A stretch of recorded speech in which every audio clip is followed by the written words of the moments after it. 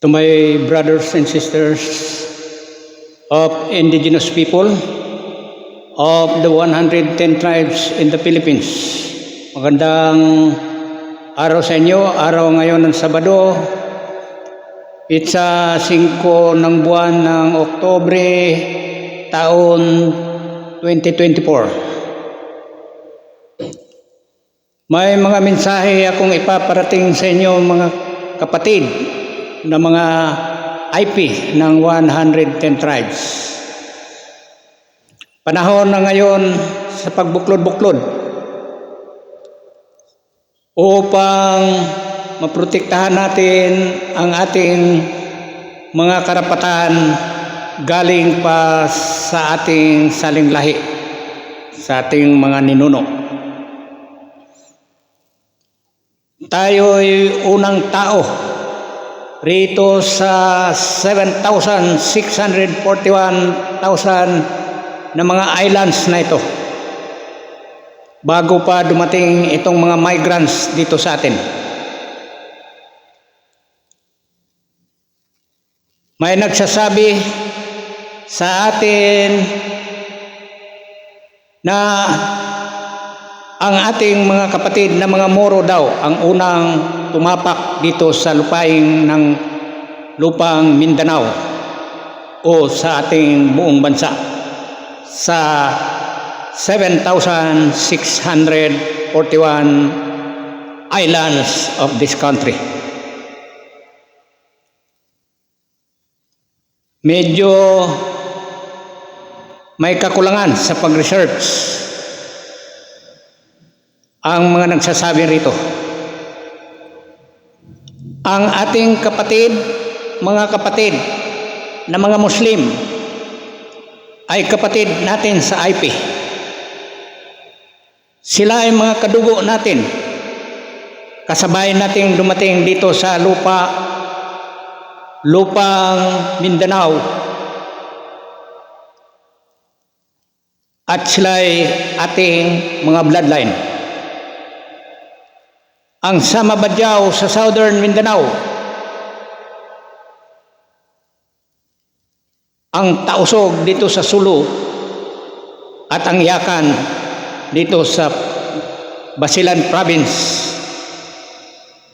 at Maranao dito sa Lanao del Norte, Lanao Province sa dalawang probinsya, at ang Maguindanao dito sa Cotabato. Sila ay mga kapatid natin na mga lumad, mga katutubo. Bago na-introduce sa kanila at na-isolate sila sa atin sa pamagitan ng relihiyon na Islam. Kahit tanungin ninyo sila, yung mga pantas na mga kapatid nating mga Muslim ay kasabay natin sila dumating dito, tumapak dito sa lupang Mindanao, ang mga IP. Bago pa sila nagiging Moro, nagiging Muslim, ay kasama natin sila at kapatid natin sila sa mga indigenous people rito sa lupang Mindanao o dito sa 7,641 island dito sa buong bansa. Tayo ang naunang tao rito. Hindi katulad sa mga public statement dito sa ating former President Duterte. Walang ibang bukang bibig kung hindi ang mga Moro ang unang tumapak dito sa ating lupang Mindanao. Ang 21 tribes dito sa Mindanao ay kasabay ng ating mga kapatid. Ang katotohanan niyan, hindi lang 21 sana kung hindi na-isolate sa atin itong mga kapatid nating mga Muslim ngayon sa pamagitan ng relihiyon. Sila ay mga katutubo rito sa Mindanao, kasabay nating dumating at tumapak dito sa lupang Mindanao. Hindi totoong sila ang nauna kung hindi magkasabay tayo, sapagkat hindi kilala ni Presidente Duterte ang mga indigenous people. Ang alam lang niyang indigenous ay itong mga Mandaya at Manobo rito sa region ng Davao. Hindi niya alam na mayroon tayong 110 tribes dito sa buong bansa mayroon tayong 21 tribes dito sa Mindanao na siyang nanguna dito sa ating lupang Mindanao. Hindi totoong sila ang nauna kung hindi magkasabay tayo at mga kapatid natin sila. Mga kapatid kong indigenous people, mga IP, tayo ay napag-iwanan sapagkat sa kakulangan na rin natin at sa ating negligence, sa ating mga sarili. Hindi katulad dito sa ating mga kapatid na nagiging Islam ay nagbuklod-buklod sila at tayo ay hindi, nagkanya-kanya tayo. Paano natin maprotektahan ang ating mga lupain na hinabilin sa atin ng ating mga mga ancestors natin, ang ating mga ninuno na siyang naghabilin sa atin dito sa ating mga ancestral domain, ancestral land, bago pa dumating at na-create itong NCIP na siyang nag-issue sa atin ng mga kadsi. Tayo ang may-ari bago pa dumating itong mga migrants dito kung saan sila nanggaling. Katulad ni Congressman Romualdo. Hindi kayo, Congressman Romualdo, magkasabay. Niyang kamigin na yan na pagdating ninyo ay tumubo yung island na yan. Dati na yan, ng pagdating ninyo may island na riyan at may mga katutubo na riyan. Dahil sa iyong personal na interes, ipinagkanulo mo yung mga tunay na mga tao na tunay na mga may-ari dyan sa island na yan. At hiniya mo pa ang buong indigenous people dito sa buong Pilipinas.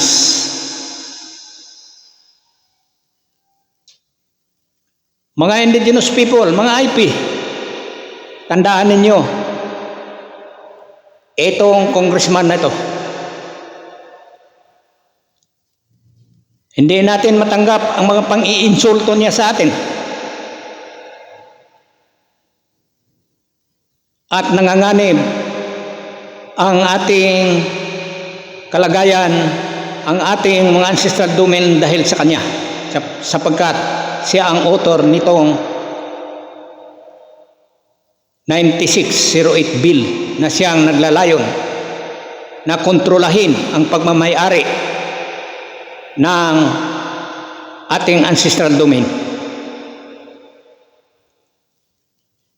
Ang layunin nitong ancestral domain nito, binigyan tayo ng medyo na-enhance na mga pribilehiyo kuno. Ang ating mga karapatan kuno. Pero tinatarget nila itong ancestral domain na kontrolahin. Sapagkat yung creation ng Al-Rab na yan na nagiging subscriber naman itong ating DNR ay maaaring may sa batas yan. Ang layunin ay pagkontrol sa pagmamay-ari at kukunin nila ang ilang bahagi ng ating ancestral domain sa pamagitan ng legislative process. Ano pang ipamana natin sa ating mga sumusunod na henerasyon kung ito'y mawawala pa sa atin? Ang tunay na batas ay ang batas na binigay sa atin ng ating Panginoon na siyang may gawa sa lahat. Hindi yung batas na isinagawa nila sa pamagitan ng kanilang sariling interes. Mga gahaman sa yaman, mga gahaman sa kapangyarihan, mga exploiters na mga uri ng mga tao, manggagamit. Kaya pinalalahanan natin itong congressman na ito, huwag ninyong kalimutan, hanggang sa saling lahi natin hindi natin matanggap ang pang-iinsulto niya sa atin.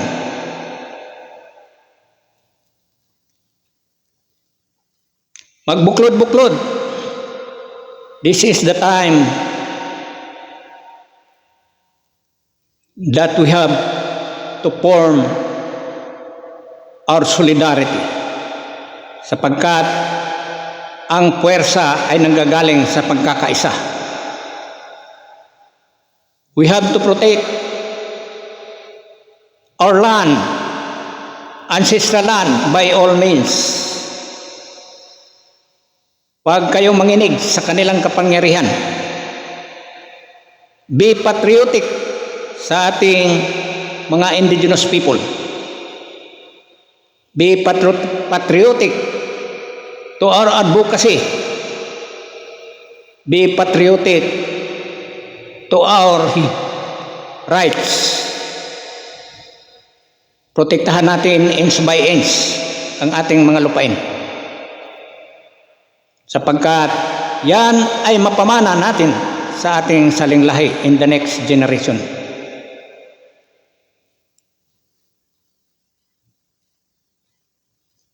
Mga kapatid, tingnan ninyo. We are facing many challenges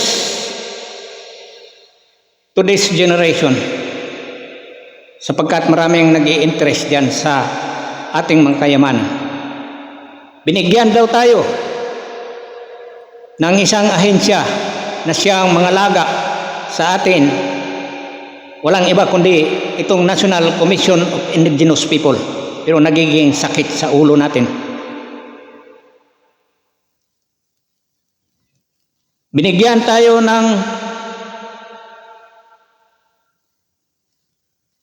budget dyan sa Office of the President of 50 million according dito sa REPRA, dito sa Republic Act 8371. Mayroon tayong 50 million dyan sa PCSO. Nasaan na yun? Hindi natin ma-delineate ang ating mga lupain sapagkat kulang ang budget. Hanapan pa ninyo at manghingi pa kayo ng para sa survey upang masurvey yung mga lupa at maisyuhan ng kante. Wala kayong mga puso sapagkat wala sa inyong puso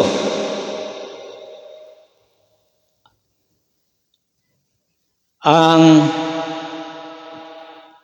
pagpangalaga sa mga 110 tribes, sapagkat hindi nito kadugo, sapagkat alam namin sa inyong sariling konsensya hindi kayo mga indigenous people. Kaya ito nangyari ngayon. Insultong malaki ang aming natanggap, hindi sa inyo, kung hindi sa amin mga indigenous people. Parang itinuring kaming walang kwentang tao dito sa ating lipunan. Walang respeto. Despite dito sa dami namin, sa 18 million approximately, according to the survey of the Philippine statistic, kahit hindi kami sinali rito sa survey na ito, but according to the records, we have a population approximately in the 2016 or 2014, we are approximately 16 to 17 million. Anong taon na ngayon? We are already in the 2024. So, logically, na nag-increase ang population natin. Kung hindi ninyo buksan ang inyong mga mata, kawawa ang inyong sumusunod na lahi, sapagkat magiging parang ibon na hahalo dito sa kabayanan upang magpapalimos, sapagkat wala nang tirahan na mapuntahan, na mabahayan, sapagkat kinuha, ninakaw na sa kanila sa pamagitan ng judicial process. Wala tayong ilaban sapagkat walang pera, pero sa totoo lang, tayo ang pinakamayaman. Itong NCIP natin, iwan ko lang, mga marurunong ba ito o mga, iwan ko lang kung anong masabi natin sa kanila. Nandyan yung mga resources natin. May mga investors na sinira nila ang ating environment at kinutkot nila ang ating mga resources. Tapos binigyan tayo ng kakarampot, 3% sa may-ari.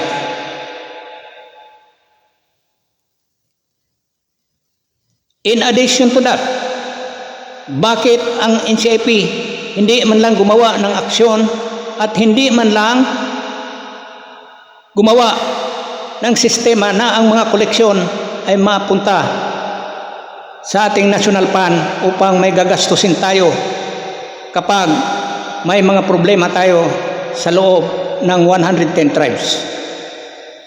Wala.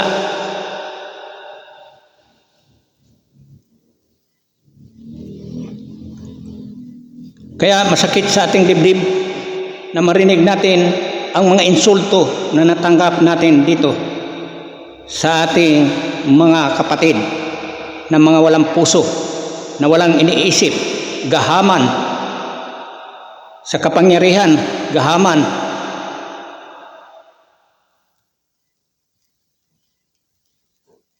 sa kayamanan.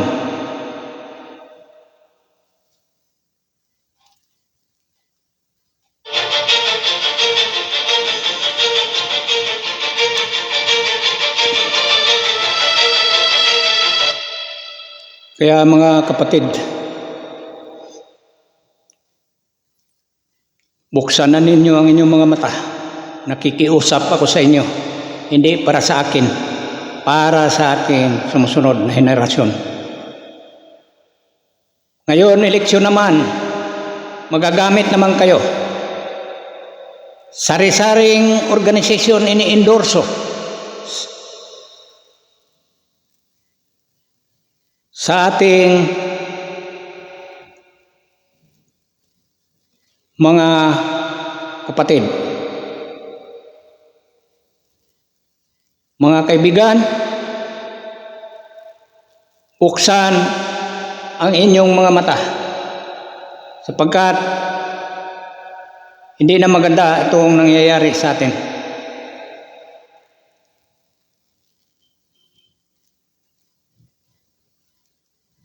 Itong mensahe ito nagsisilbi